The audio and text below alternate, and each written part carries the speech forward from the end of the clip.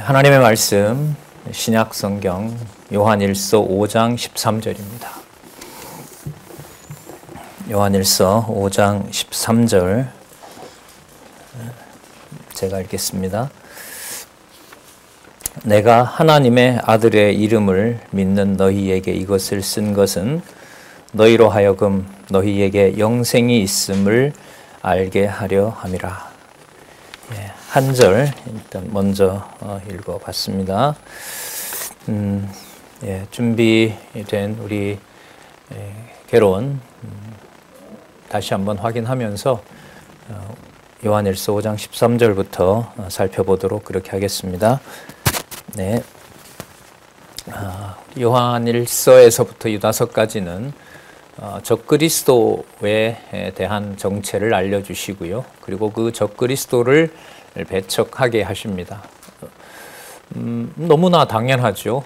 그리스도께서 교회의 머리시고 그리스도께서 교회를 통치하시고 또 그분은 우리 요한 1서에서부터 확인한 대로 그분이 하나님이시고 그리고 육의 몸을 입고 이 땅에 오셨지만 영원한 생명을 주관하시는 분이시고 영원한 생명 그 자체이신 그리스도와 또 그리스도께서 약속하신 성령께서 영생 우리들에게 내주하시면서 그리스도의 통치를 확증해 가시기 때문에 그리스도를 반대하고 그리스도의 몸된 교회를 대적하는 데 대해서 진리의 말씀으로 배척하게 하시는 것은 너무나 논리적으로 자연스럽습니다. 우리 이 내용을 우리는 히브리서에서부터 살펴보고 있는데 세우신 교회가 반드시 투쟁하게 하시는데 먼저 유대주의, 주 예수 그리스도 외에 다른 어떤 힘과 어떤 방법으로 그리스도의 몸된 교회를 자신이 인간이 통치하고자 할 때 제일 먼저 일어나는 사건이 바로 유대주의입니다. 기록한 말씀 외에 뭔가를 보태는 거죠. 그리고 그리스도가 전부가 아니라고 얘기를 합니다. 그것은 바로 이 땅에 속한 또 이 땅에서 추구하는 육신의 정욕을 따라가는 것이죠. 그걸 우리는 세속주의라고 얘기를 합니다. 교회와 그리스도를 자신의 사적 욕심을 위해서 쓰게 되는 것이 바로 세속주의입니다. 그 세속주의는 그것으로 끝나는 것이 아니라 그 본질은 반드시 그리스도를 대적하는 일로 드러나게 되고 거기에 대해서 하나님의 말씀은 적그리스도에 대한 심판과 또 경계를 단행하신다는 말씀이 요한일서에서부터 유다서까지 나타나고 있습니다. 성경 계시기록 완성으로 다가가는 길이기 때문에 분량과 상관없이 말씀 하나하나에 창세기에서부터 시작한 하나님의 말씀이 완결되고 있다는 것을 우리가 전체적으로 한번 환기를 하면서 요한일서에 나타난 그리스도에 대한 확증 내용을 살펴보도록 그렇게 하겠습니다. 처음에 영원한 생명의 말씀에 대해서 말씀하셨고 그리고 영원한 생명의 말씀으로 이 땅에 있는 적그리스도의 정체가 무엇인지를 살펴봤습니다. 그것은 기록한 말씀하고 연결이 되고 육의 몸을 입고 이 땅에 살아가는 모든 하나님의 자녀들에 대해서 그 안에 영원한 생명과 그리스도의 영원한 통치가 임하고 있다는 사실입니다. 그리고 이 육의 몸으로 진리의 말씀 안에 거하게 하지 않으면 누구나 적그리스도가 될 수밖에 없다는 상황을 우리는 신앙적으로도 새겨봤습니다. 그 결론은 바로 뭐냐 하면 오직 하나님의 아들, 육의 몸을 입고 이 땅에 오셨지만 그분은 하나님의 아들이신데 바로 그분은 예수님밖에 존재할 수가 없습니다. 그분이 바로 하나님의 아들이라는 사실을 4장에서부터 확인을 해왔고요. 이제 마지막으로 아들을 믿어서 영생케 하심으로 적그리스도를 배척하게 하는 겁니다. 그러면 이 영생은 육의 몸을 입고 있지만 이 땅에 존재하는 동안 그 안에 하늘에 속한 영생이 거하는 것이고 아버지가 그 안에 거하시는 것이고 아들이 거하는 것이며 문자 기록을 성령께서 하게 하셨지만 문자가 아닌 영생의 말씀이 된다는 사실을 이제 5장 21절까지 9절에서부터 21절까지 확인할 수가 있습니다. 우리가 앞부분에 이제 베드로 후서에서 살펴봤지만 기록한 말씀이 가지는 권위가 얼마나 대단한지, 그러니까 내 눈으로 성경에 기록한 말씀을 한 절 또 한 그 낱말을 보는 것을 영원한 생명이신 그리스도가 우리 내에서 존재하고 있고 통치하고 계신다는 사실을 보여주고 있기 때문에 너무나 귀중한 말씀이라는 사실을 알려드립니다. 유다서까지 이 논리로 이러한 의미로 연결이 되면 요한계시록은 바로 하늘에 속한 교회의 승리가 무엇인지를 이 땅에서 받는 환난과 고난과 박해 속에서 영원한 생명의 말씀이 무엇인지를 온몸으로 깨닫게 하시고 어떤 패배 상황이라 하더라도 그리스도의 교회는 반드시 승리한다는 사실을 요한계시록에 가서 확증을 해주고 있는 것입니다. 그 내용을 완성하는 단계까지 모든 그 말씀의 권위는 분명히 함께 해야 가능한 겁니다. 그러니까 제가 자주 그런 말씀을 드렸는데요. 하나님 어떤 경우와 상황이더라도 앞에 있는 하나님의 말씀을 펴서 보거나 또 누군가의 목소리를 통해서 들을 때 그 말씀이 살아계신 하나님의 말씀으로 믿을 수 있는 또 믿어지는 은총은 하나님 꼭 하나님께서 자녀들에게 약속하셨기 때문에 그 말씀을 받아들이는 여유는 그 작은 시간이지만 짧은 시간이지만 말씀을 하나님의 말씀으로 영생의 말씀으로 받아들일 수 있도록 그 여유는 하나님 남겨주십시오. 사실 이 기도 전체가 다음에 나오는 요한계시록 전체라고 보셔도 됩니다. 엄청난 교회 예루살렘 이제 멸망에서부터 온 지역에 극도의 환란이 생기지 않습니까? 사실 지금 요한 1서 기록도요. 예루살렘이 망한 다음입니다. 예루살렘에 추정하는 인원이 미니멈 50만을 죽였다고 하니까요. 이거는 보통 사건이 아니죠. 그리고 곳곳에 흩어진 유대인들을 발각되는 대로 죽이거나 잡아다가 로마에 가서 노예로 쓰고 있고요. 그들을 숨기거나 그들을 보호하는 이방교회 역시도 로마 황제를 반역하는 죄로 씌워서 그냥 그 자리에서 노예로 만들거나 그야말로 순교를 해야 되는 바로 그런 상황에서 요한 1서, 2서, 3서가 쓰여졌다고 우리가 알고 있잖아요. 그런 역사적 배경을 생각하면 그 무서운 상황에서 사도 요한이 보낸 말씀을 읽고 그걸 믿어지는 또 그게 생명의 말씀으로 마음 편하게 온 생각과 온몸에 그 말씀이 침투하고 그 말씀으로 하나님 살아계신 것을 눈에 보고 귀에 듣는 상황을 초월해서 받아들이게 된다는 것은 엄청난 하나님의 사랑이라고 할 수 있습니다. 그러니까 하나님은 그걸 이 말씀 기록의 완성과 함께 의도하고 계신다고 보면 되죠. 그래서 보시는 것처럼 창세기 1장 1절에서부터 마지막 장까지 요한계시록 마지막 장까지 마지막 절까지 글로 기록하고 또 우리 한글로 보지만 그 기록한 말씀이 살아서 운동력 있는 말씀으로 여러분들과 저를 주관해 가신다는 것을 생각하시면서 요한 1서 이제 남은 부분 좀 살펴보고 계속해서 이제 2서, 3서, 그다음 유다서까지 쭉 살펴보는 시간을 갖도록 하겠습니다. 지금 읽었던 13절이 지금 말씀드렸던 요지를 사실 다 담고 있죠. 내가 하나님의 아들 예수겠죠? 그 예수의 이름을 믿는 너희에게 하나님의 아들 예수가 그리스도로 믿는 거죠. 이 말 속에 성경 전체가 다 들어있어요. 그렇죠? 하나님의 이름 여호와 하나님의 아들 예수 그리스도 이 의미가 들어있고요. 이것을 믿는 너희에게 이것을 쓴 것은 우리가 보는 문자잖아요. 하지만 이 문자 속에 담겨있는 바로 본질은 이 문자를 뛰어넘어서 그 문자를 만들어내는 능력, 여호와 하나님 주 예수 그리스도의 능력과 교회를 사랑하시고 또한 적그리스도를 배척하게 하시는 능력의 말씀이라는 사실을 염두에 두시고요. 계속 볼게요. 이것을 쓴 것은 너희로 하여금 여기에 답이 나오죠. 너희에게 무엇이 있다? 영생이 있음을 알게 하려 함이라. 그러니까 1장과 5장이 똑같은 개념으로 이렇게 마무리가 되죠. 그래서 이런 것을 논리적인 걸 일관성이라고 얘기를 하고요. 그 다음에 이걸 진리라고 얘기를 하는 겁니다. 너희에게 영생이 있음을 알게 하려 함이라.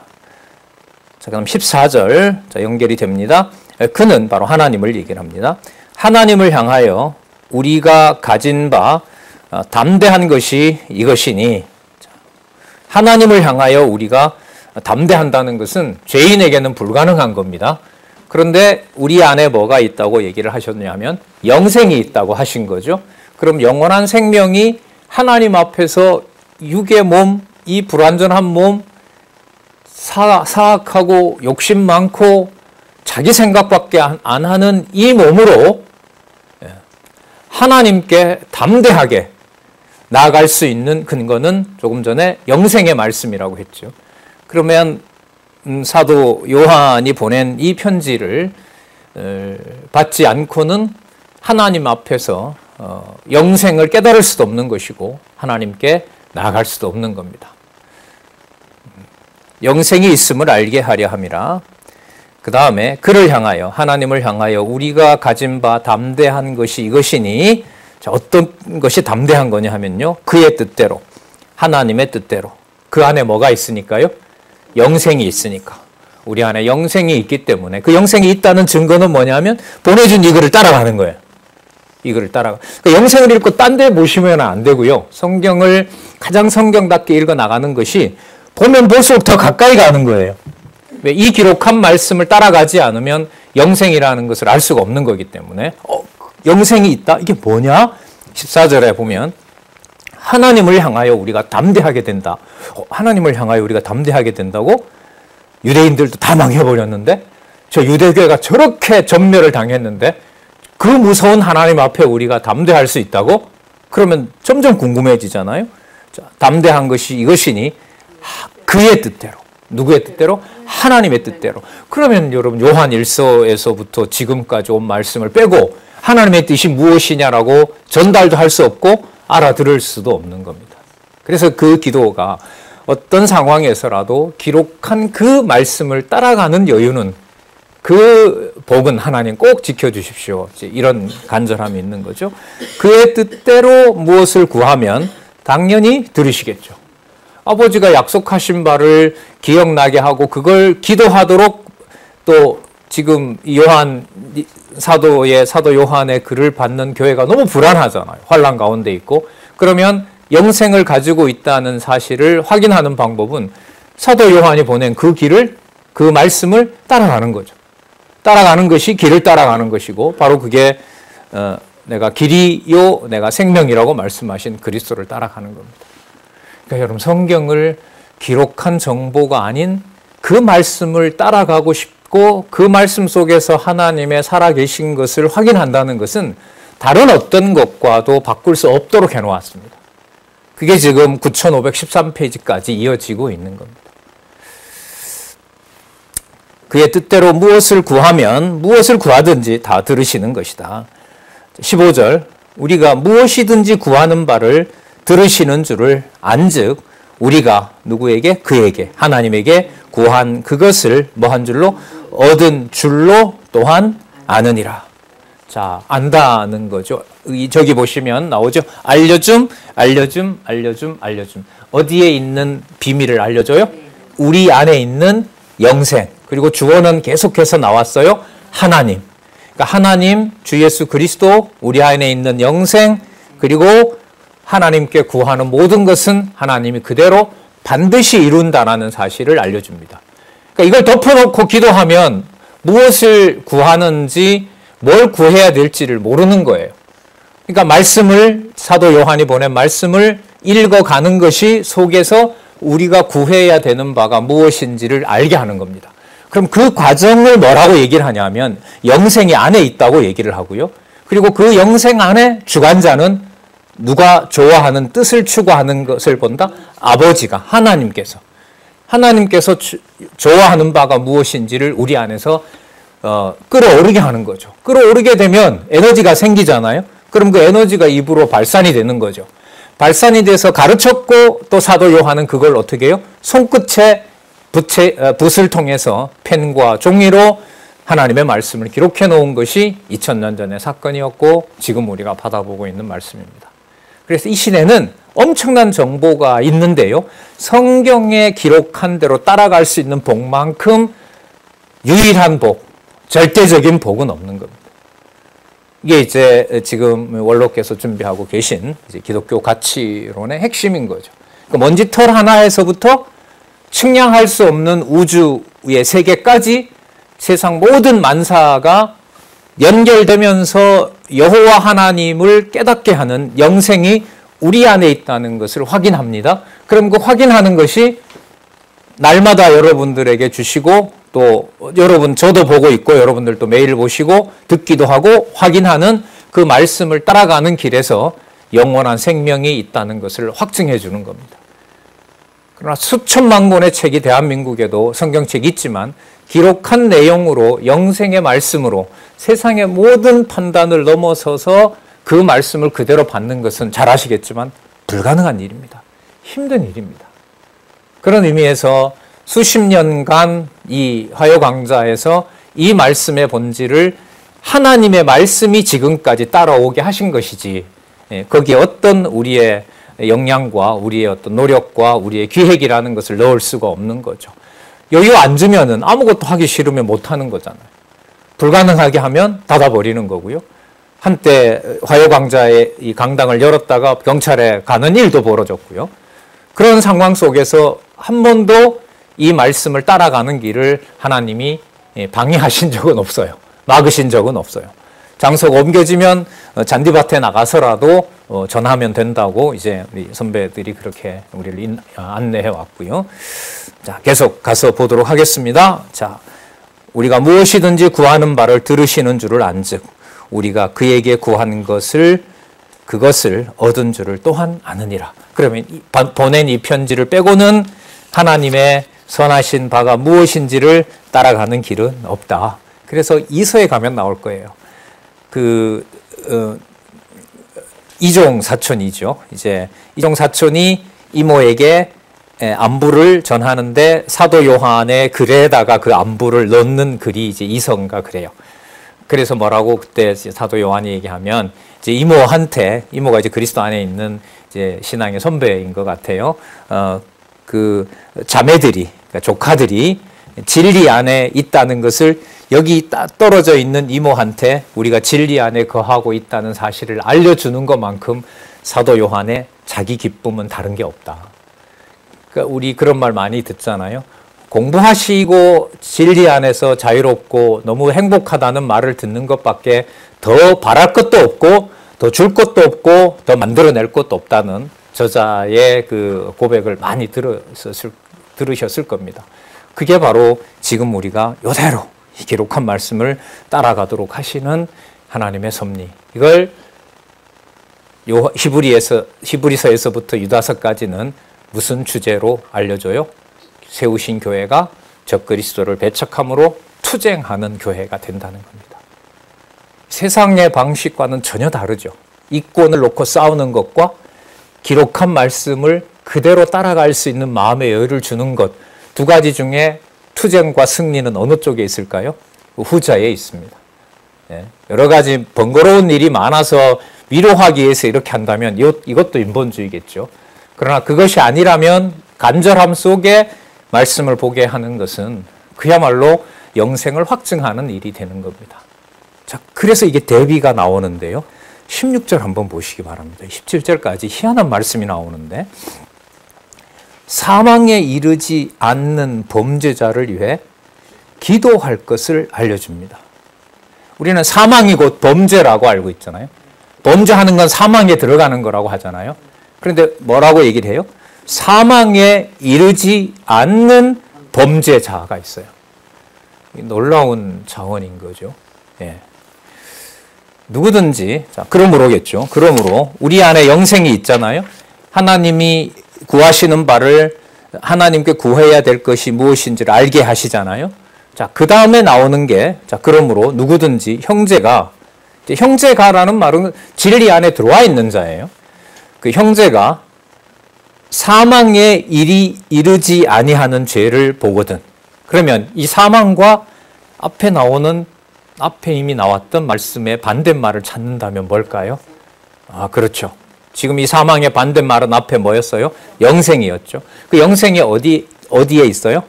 우리 안에 계십니다. 그죠? 예, 우리 안에 거주하시고 하나님의 말씀을 깨닫게 한단 말이에요. 그러면 형제 안에 들어있는 그 영생이 주관해가기 때문에 사망에 이르지 않게 돼요. 하지만 육의 몸을 가지고 있기 때문에 이 편지를 쓰는 것 자체가 사도 요한이 가르쳤던 바로 이 교회가 뭐 하고 있는 거예요? 흔들리고 있는 거죠. 흔들리고 있고, 흔들린다는 말은 그리스도의 통치를 그대로 따르지 않는다는 말이 되고요. 그 안에 이제 비진리를 전하는 자들이 들어와 있는 거죠. 자, 그들이 이 편지를 받아서 하나님의 말씀으로 받아들이게 된다면 지금 실제 범죄하고 있고 실수하고 있지만은 그 안에 있는 영생을 다시 뭐 하게 돼요? 회복하게 되죠. 자, 그런 차원이 바로 뭐냐면 사망에 이르지 아니한 범죄라고 할 수가 있습니다. 매우 조심스럽죠. 이거는 말씀의 지혜로 그야말로 조명을 해주지 않으면 이게 진짜 범죄인 건지, 적그리스도가 된 상황인지, 지금 얘기한 대로 사망에 이르지 아니하는 범죄로 영생을 확인하는 것인지 알 수가 없는 거죠. 예. 왜냐하면 나중에 유다서에 나오는데 거짓 지도자들도 사도들처럼 계시받아서 기록했다고 해버리니까 나도 지난밤에 계시를 받았다, 그리스도로부터. 그래서 요한계시록이 쓰여질 무렵, 그때 27권으로 확정될 때 위서가 10배였습니다. 위서가 270여 권이 됩니다. 그러니까 보내준 말씀 안에 거하게 하는 주권과 은혜도 전적으로 누구에게 있냐면 하나님께 있는 거죠. 사망에 이르지 아니한 죄에 범하는 것을 보거든 구하라. 그러면 사망에 이르지 아니하는 범죄자들을 위하여 저에게 뭘 주신다? 생명을 주신다. 그러면 사망에 이르지 아니하는 죄를 드러내는 것은 무엇으로 살게 하시기 위함이다? 생명으로. 아까 생명을 앞에서는 영원한 생명이라고 얘기를 했죠. 그러면 영원한 생명이 무엇을 주관해 가세요? 육의 몸을 주관해 가면서 실수하는 그 자리에 그 사람이 실수한 것이 아니라 무엇의 능력이 드러나는 과정이에요? 영생의 말씀이 주관하지 않으면 살 수 없다는 것을 깨닫게 합니다.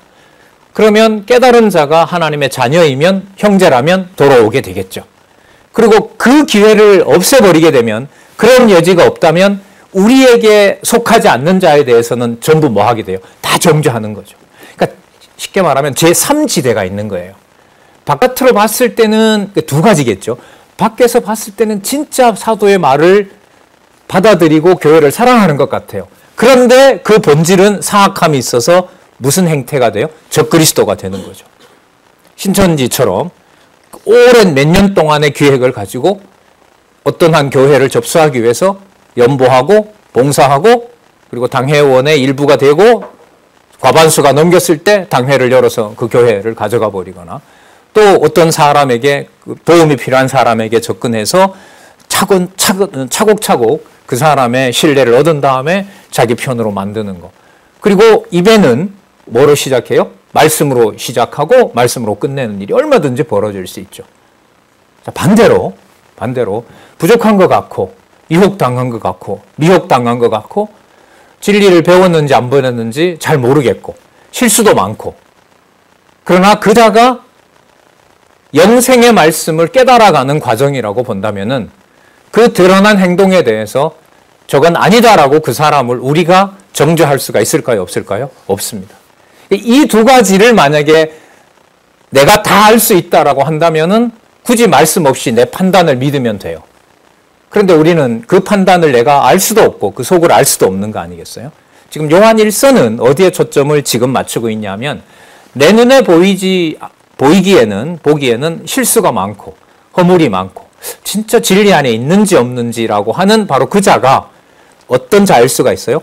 사망에 이르지 아니하는 범죄를 한 자일 수 있다는 겁니다. 여러분, 이 태도가 교회 생활에서 나를 포함해서 지체들을 볼 때 어떤 걸 열어줄까요? 인간적으로 보면 답답하게 합니다. 왜? 내 생각과 기준에 맞지 않으니까. 얼마나 답답하고 신뢰를 흔들어 놓겠어요. 저 사람 믿어도 되나? 어디까지 진실인 거야? 라고 얘기를 하게 되겠죠. 근데 우리가 요구하는 거는 나한테 원하든지 아니든지 빨리 가부를 결정하라잖아요. 근데 지금 이 경우로 보면 영생은 가지고 있지만 범죄를 하고 실수한 자예요. 그러면 이거는 아까 말씀드린 대로 제3지대가 있는 거예요. 그 3지대의 진실을 우리가 알 수 있어요? 없어요. 알 수가 없어요. 그러다 보니 이런 이유 때문에 우리 디모데 후서에서 지나왔습니다마는 때를 얻든지 못 얻든지, 이 말은 뭐냐면 나한테 유리하든 불리하든 오직 변론하지 말고 내가 너에게 가르쳐준 그 말씀만 온전히 전하라는 권면을 할 수밖에 없어요. 여러분, 이 강좌를 들으면서 많은 사람들이 기뻐도 하고 지금까지 말씀도 듣고 했지만 떠나고 변질한 사람들도 얼마나 많습니까? 노회로 뭔가 조직적으로 잘 가는 것 같았지만 결국은 진리, 성경신학과 관련된 동력을 하는 분은 눈에 보일 때는 아무도 없어요. 뭐 그렇게 그 노회가 수십 명이 다 그렇게 간다는 것은 진짜 어디 교회사로 본다면은요, 교회사를 적는다면은 그 30사람이 문제가 있는 게 아니라 이 진리에 뭔가가 문제가 있다고 쓰는 게 오히려 일반인들에게는 더 설득력이 있을 만큼 살아계신 하나님의 말씀의 능력을 거기에서 확증하지 못한다면 제가 만약에 역사가라면 흔들리죠. 왜? 세상은 숫자가 많고 많은 사람이 동의하는 것을 진리라고 얘기를 하기 때문에. 자, 배척을 하라고 만약에 약속의 말씀이 있으면 제 생각할 때는 제3지대를 만들지 말아야 돼요. 우군인지 적군인지를 명확하게 해주면 되죠. 근데 지금 이런 말씀, 사망에 이르지 아니하는 범죄. 그럼 이 사람은 그 안에 뭐가 있다는 얘기예요? 영생이 있다는 거거든요. 그러니까 이게 이런 걸 이제 고민을 하고 따라가면은 이게 논리적으로 연결을 해간다는 것 이 자체도 어려워요. 제3지대를 만들지 말아야 돼요. 이렇게 하는 사람은 적그리스도고 그렇지 않은 자는 우리 편인 거야. 오직 그 사람만 인사하고 악수하고 대접하고 그 사람에게만 식사 제공해. 연보가 식사 제공의 의미도 들어가잖아요. 그렇게 알려주면 제일 좋은데 지금 여기 보시면은 판단할 수 없는 영역을 만들어놔요. 그러면 여기에서 우리가 판단할 수 없다는 말은 저 주제와 연관이 되는데요. 하나님의 아들 예수 이렇게 나오잖아요. 그 영생의 주관자가 누구임을 확인하는 거예요. 하나님의 아들 예수가 우리 안에 주관자가 되신다. 그게 영생의 말씀이다. 그러니까 그 영생의 말씀에 대해서 우리가 조절하고 우리가 관리할 수 있는 대상이 아니라는 겁니다. 너무너무 엄격한 말씀이죠. 사망에 이르지 아니하는 범죄자들을 위하여 저에게 생명을 주시리라. 자, 그런데 뭐가 있다고 그래요? 사망에 이르는 죄가 있으니. 그러면 이제 답이 나왔는데요. 그럼 이 사망에 이르는 죄와 사망에 이르지 않는 범죄의 절대적인 기준이 존재합니다. 우리에게 있을까요? 그리스도에게 있을까요? 그리스도에게 있어요. 그러면 제3지대를 택한 자들에게 권하는 이유는 네 판단으로 거기에 얽매이지 말고 누가 주관하는 누구의 교회다? 그리스도가 주관하는 그리스도의 교회라는 것으로 해방감을 주고 자유를 주려는 거예요. 이게 이제 믿어지지 않으면 저도 어제 어떤 정보를 듣고 잠이 안 오더라고요. 유튜브를 보다 보니 1시가 넘었어요. 잠은 안 오니까. 그래서 막 신경질이 나는 거예요. 아씨, 이거 때문에 잠을 못 자야 되지라고 하면서 진짜 인간같이 않는 것들 하면서 막 악이 북받치는 거예요. 예. 차라리 이러려면 여기 오지 말고 앉아서 강론 준비를 더 할 걸, 온갖 생각이 다 들어와요. 예. 별 수 있겠습니까? 예. 자, 바로 그게 사도 요한의 글을 받는 성도들이 고민을 하고 있었던 거예요. 눈에 보면 저 유대인 편 같고, 여러분 이 글을 쓴 요한 사도가 요한계시록 2장과 3장에 가면 유대인의 회, 곧 무슨 회라 그래요? 사단의 회라고 얘기를 하잖아요. 그게 교회 밖에 있어요? 안에 있어요? 안에 있잖아요. 근데 우리가 그걸 판단을 다 할 수가 없죠. 그러나 그리스도의 진리로 투쟁하게 하시는 그리스도의 능력과 최후 승리는 없다라고 말할 수가 없죠. 그러면 그 유일한 구원의 줄은 어디밖에 없냐면 사도 요한이 보낸 말씀밖에. 이게 그러니까 머리부터 발끝까지 완전 무장을 할 수 있도록 안내하는 과정이라고 보시면 되죠. 예. 사망에 이르는 죄가 있으니 이에 대하여 나는 구하라 하지 아니하노라. 예. 이건 그리스도에 대한 도전이 되거든요. 아, 저 사람 나하고 너무 친해. 이 사람은 꼭 내 편으로 만들고 싶어.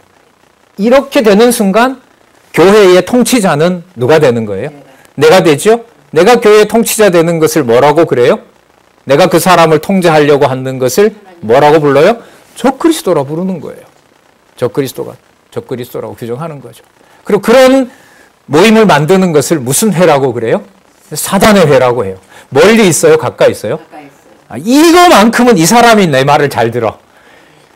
죽겠어요, 이런 거. 이런데. 이것만큼은 이 사람이 이해해 줄 거야. 이건 시키지 않아도 되죠. 그게 무슨 행위로 가는 출발이라고요? 적그리스도와 무슨 회를 만드는? 네, 그래도 우리는 아니지. 우리가 이렇게 분리해서 이렇게 우리가 가는 길은 이거는 불의한 건 아니지. 예. 괴롭습니다. 보게 해주셔야 되고 진리의 확신을 주셔야 제가 왜 그런 말씀 드렸는데요. 설립에서부터 승리가 있는데 설립이 해결이 되면 우리는 그 다음 단계는 좀 좋은 것으로 또 발전된 것을 원하잖아요. 근데 성경은 가면 갈수록 승리에 다가가면 갈수록 우리가 뭔가를 할 수 있는 여지를 남겨놓을까요? 아예 없앨까요? 아예 없애요. 아예 없애는 예를 제가 여러분과 제가 확인을 베드로 후서에서 했잖아요. 이 땅에 남겨놓는 원서가 있다 없다? 없대요. 체질까지. 초등학문이라고 했어요. 그 초등이라는 말이 아원자라 그랬죠. 먼지 같은 그 최소한의 것도 채버린다는 거죠.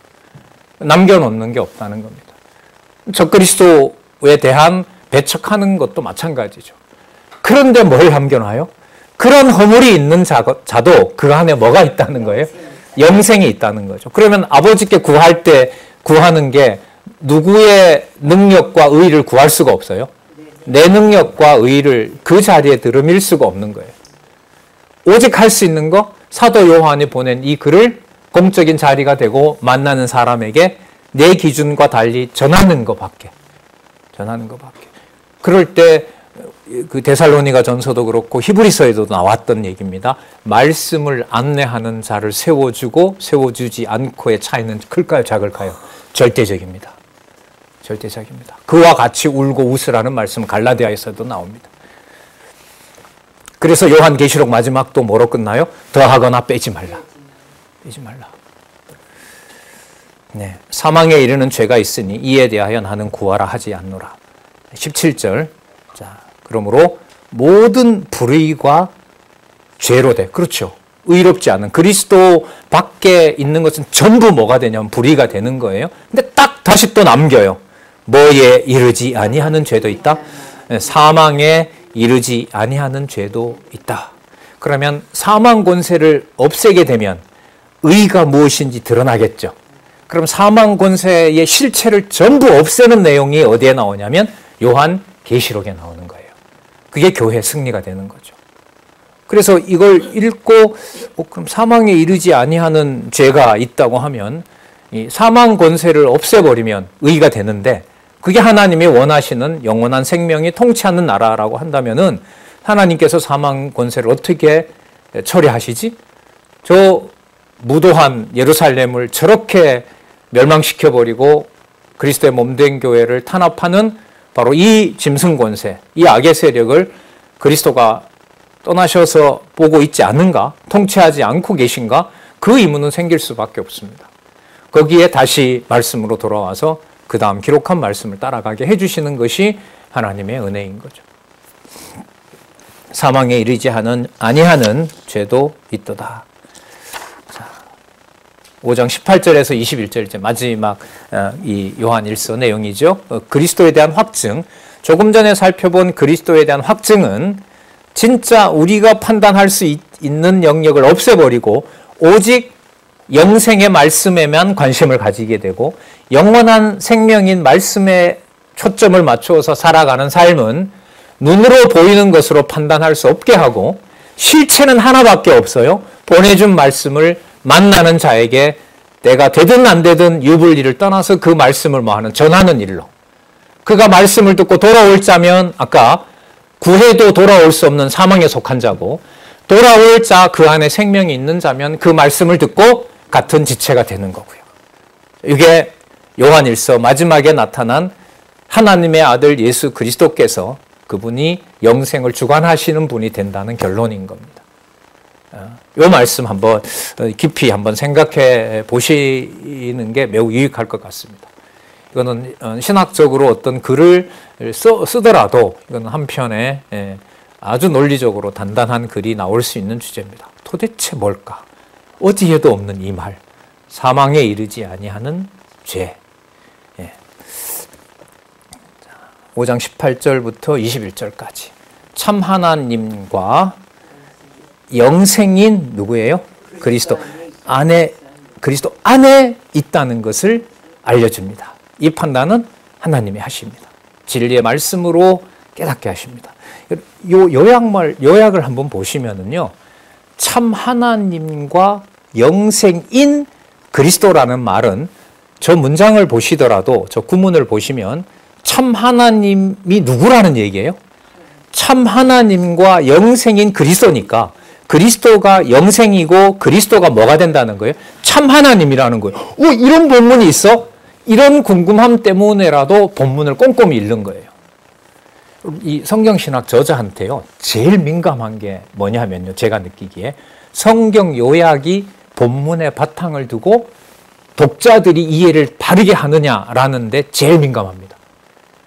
왜냐하면 성경 개론의 구조라는 게 어디에 바탕을 두고 시작하니까요? 첫 번째, 본문에 바탕을 둔다. 그래서 여러분, 본문 강조를 대학반에서는 반복해서 계속 강조를 드리는 거죠. 놀라운 얘기죠? 하나님의 아들 예수인데 본문에 들어가면 5장 마지막은 하나님, 그 참 하나님 자체가 누구이시다? 예수님이다 라고 얘기를 해버리는 거예요. 그렇게 끝이 납니다. 이 본문이. 자, 볼게요. 하나님께로서 난 자마다 범죄치 아니하는 줄을 우리가 아노라. 다시 아는 문제이죠. 계속 알려줘요. 여기서 그러면 범죄는 누구를 부정하는 일일까요? 예, 그리스도, 참 하나님을 부정하는 것이 범죄가 되는 겁니다. 그러니까 이 범죄를 나타난 어떤 그 현상적인 실수나 허물을 두고 얘기를 하면 이거 해석이 될까요? 안 될까요? 안 됩니다. 그럼 조금 전에 뭐라 그랬어요? 사망에 이르지 않는 범죄가 있다 했다가 여기 오면 또 하나님께로서 난 자마다 범죄치 않는다고 한다면 그 드러난 허물을 보면 그 사람이 하나님의 영생이 있는 건지 없는 건지 모른다는 말 아니에요. 그러니까 이 개념 규정이 얼마나 중요하겠습니까?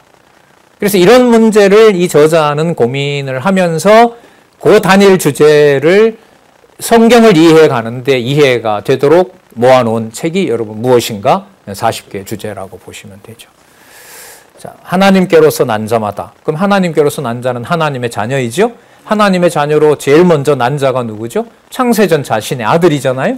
그 아들이 우리 안에 성령으로 거주하시잖아요? 그럼 범죄한다는 말은 우리 안에 성령이 거주하시고 육의 몸을 입고 있지만 이 안에 누가 통치하고 계신다? 그리스도가 참 하나님이 통치하신다는 것을 부정하는 게 그게 범죄인 거고 그 범죄는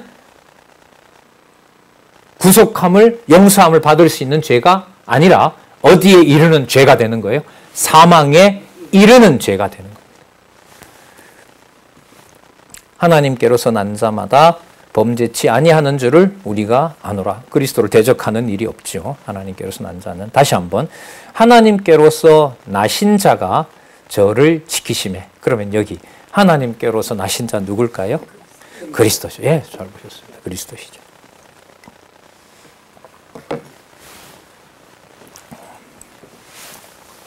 하나님께로서 나신 자가 저를 지키심에, 저를 지킨다는 말은 하나님께로서 난 자를 하나님께로 나신 그리스도가 지키고 계신다. 악한 자가 저를 뭐 하지도 못한다? 만지지도 못한다. 입술은 가끔 못 만지잖아요. 입술은 내가 나가고 싶은 말 하잖아요. 예? 입술은 못 만지고 입술은 통제를 못하고 다른 것만 통제할까요? 예, 그러면 진리가 아니죠.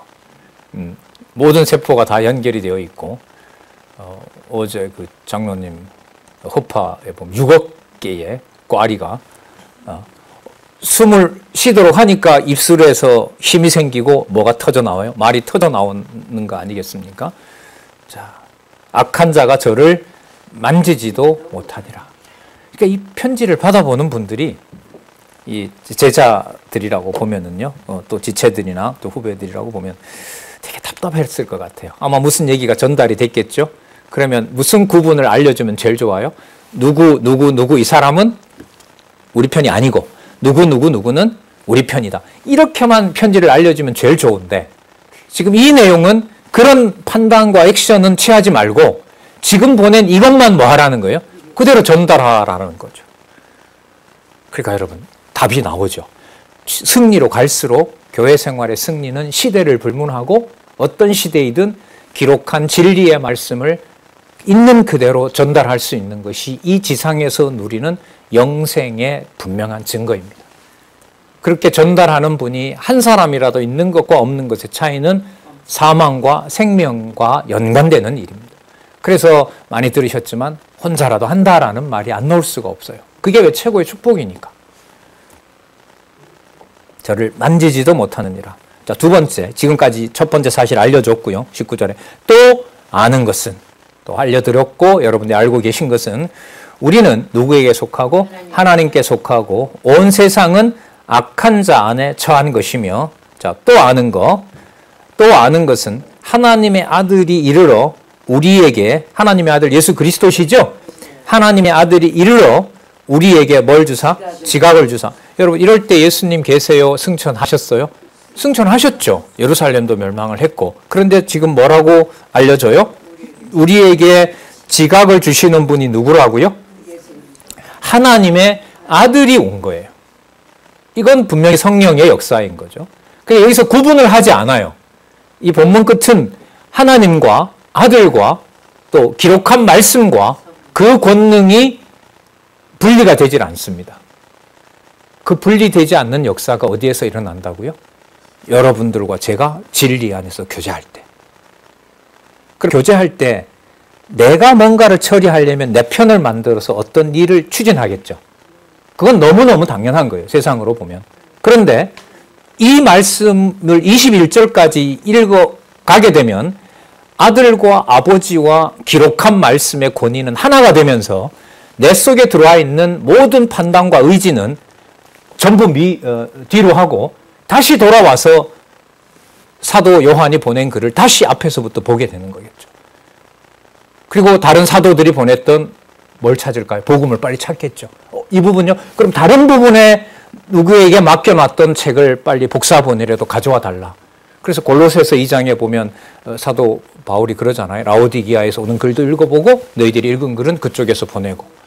그러면 여러분 이 화요 강좌나 우리가 성경신학에서 기록한 말씀을 안내하도록 이 강론집과 함께 성경의 본문으로 하나하나 따라가도록 하는 일은 이거는 진짜 그리스도가 원하셨던 바로 그 말씀의 그 본 궤도를 따라서 그 바른 길을 따라서 가는 거라는 사실을 짐작할 수 있습니다. 그 다음 더 놀라운 얘기가 나오는데요. 20절. 또 아는 것은 하나님의 아들이 이르러 우리에게 지각을 주사 우리로 누구를 알게 해요? 참된 자를 알게 하신 것과. 자, 여러분 지각을 줬어요? 성령께서 내주하시죠? 성령 나오죠? 또 그 다음에 아까 하나님 아들이 이뤘다고 했으니까 성자 나오죠? 그분이 지각을 줘서 뭘 알게 합니까? 참된 자. 그럼 참된 자가 누굴까요? 여기서는 하나님이시죠. 그렇죠. 성부 하나님이신 거예요. 이 한 말씀 속에 다 들어있어요. 문자 속에 다 담겨 있어요. 우리 속에 있는 영생의 말씀과 기록한 말씀이 하나가 되면서 영원한 생명이 우리를 주관하게 하세요. 참된 자를 알게 하신 것, 일단 여기서 끊습니다. 또한 우리가 참된 자, 그러니까 참된 자가 누구였었죠? 하나님이셨어요. 여기서는 하나님이셨는데 참된 자 그의 아들이니까 예수 그리스도죠. 그죠? 참된 자 곧 참된 자의 아들 예수 그리스도 안에 있는 것. 자, 그럼 첫 번째는 뭐냐 하면 요 단락에서 우리에게 지각을 줘서 참된 자를 알게 하신 것. 그럼 참된 자는 누구예요? 하나님의 아들임을 알게 하신 것. 하나님을 알게 하신 것. 그 다음 두 번째, 그 참된 자가 그의 아들인 예수 그리스도 안에 우리가 있다는 것. 이게 놀라운 얘기입니다. 그러니까 우리의 영혼을 성부, 성자, 성령, 정통적으로 말하면은 영원하신 하나님께서 사도 요한의 보낸 편지 하나 읽는 이 한 낱말 속에, 한 문장 속에 엄청난 비밀이 여러분들과 저 안에 주어져 있다는 사실을 확증합니다. 그래서 주제로 다가갑니다. 아, 그래서 4장과 5장이 바로 하나님의 아들 예수를 얘기를 하는 거구나. 적그리스도를 배척하게 하시는 거구나. 완벽한 결론을 내리도록 안내하고 있습니다. 또한 그가 참된 자 곧 그의 아들 예수 그리스도 안에 있는 것. 자, 그럼 우리 안에 누구도 있고요? 참된 자, 하나님도 계십니다. 또 하나님도 계시는데 누구 안에 있는 것도 확인이 돼요? 그리스도 안에 있는 게 되죠. 그럼 우리 안에서 누구와 누구가 일치를 해버려요? 그리고 문자가 뭐 하게 돼요? 영생과 일치가 일어나는 일이에요. 그게 여기에 있는 바로 영원한 생명이 드러난 일이 됩니다. 그게 지각을 줘서 최종적으로 완성하는 것이 이 다음에 남아있는 2서와 3서와 유다서고 최종적으로 바로 요한계시록이라고 보시면 됩니다. 그렇게 말씀의 권위의 확증은 말씀의 후반부로 오면서 1절 어느 것 하나라도 건들 수 없도록 해놓는 겁니다. 증거가 뭐냐 하면 우리 안에 누가 계신다? 영원하신 하나님이 계신다. 그런데 그 하나님이 그의 아들 안에서 우리에게 존재하게 하신다. 자, 그럼 세 번째. 그는, 자, 여기서 여러분, 그는 누굴까요? 그 앞에 있는 얘기입니다. 그의 아들 예수 그리스도입니다. 그는, 예, 이게 여러분 요한 1서의 결론입니다. 그는, 앞부분에 영생으로 시작했는데 그는 누가 되는 거예요? 참 하나님이 되는 거예요. 그러니까 우리 안에서 누구와 누구의 분리가 일어나지 않아요? 하나님 아버지와 그리스도 예수가 분리가 일어나지 않습니다. 그러면 사도 요한이 보낸 편지를 우리가 따라서 읽는 그 순간에 누구와 누구가 하나 된 역사가 성도 안에서 일어나요. 성부와 성자와 성령의 역사가 이 진리에 한순간 동의하는 것으로 육의 몸을 부정한다는 말은 하나님을 부정하고 그리스도를 부정하고 사도권을 부정하니까 적그리스도가 되는 겁니다. 그럼 이걸 인정하는 자라면 허물이 있는 자라도 그를 받아줄 수밖에 없어요. 이 자를 아까 어떤 자라고 불렀어요? 사망에 이르지 않는 범죄. 그게 여러분 우리 세상에 있는 사람, 성도들의 일반적인 현상이죠. 그는 참 하나님이시요. 자, 미리 말씀드렸지만 뭐라고 얘기를 합니까? 영생이시라. 영원한 생명이시라. 육의 몸을 가지고 있는 성도들 안에 이 놀라운 비밀을 가르쳐 줍니다. 자, 그렇기 때문에 자녀들아, 하나님의 자녀들아, 이런 그리스도와 참 하나님과 진리의 말씀이 그 안에 거하는 영생을 가지고 있는 나의 자녀들아, 너희 자신을 지켜 어디에서 멀리하라? 우상에서 멀리하라. 그러면 우상은 눈에 보이고 귀에 들리는 기준으로 우리 안에 있는 하나님과 예수 그리스도와 영생을 부정하는 일체 모든 것을 뭐라고 규정하면 돼요? 우상이라고 하면 돼요. 그럼 어디에서부터? 생각에서부터, 입술에서부터, 어떤 언행에서부터 무엇가 드러나게 돼요? 우상이 드러나게 되죠. 그럼 이 말씀이 투쟁하게 하시는 게 맞죠. 그럼 이 말씀이 절대 기준이 되면서 선과 악을, 사망과 생명을 드러내는 역사가 일어납니다. 그래서 말씀이 우리를 세우기도 하고 무너지기도 하고, 그리고 무너진 자가 자기 백성이면 다시 진리의 말씀 안으로 인도하는 겁니다.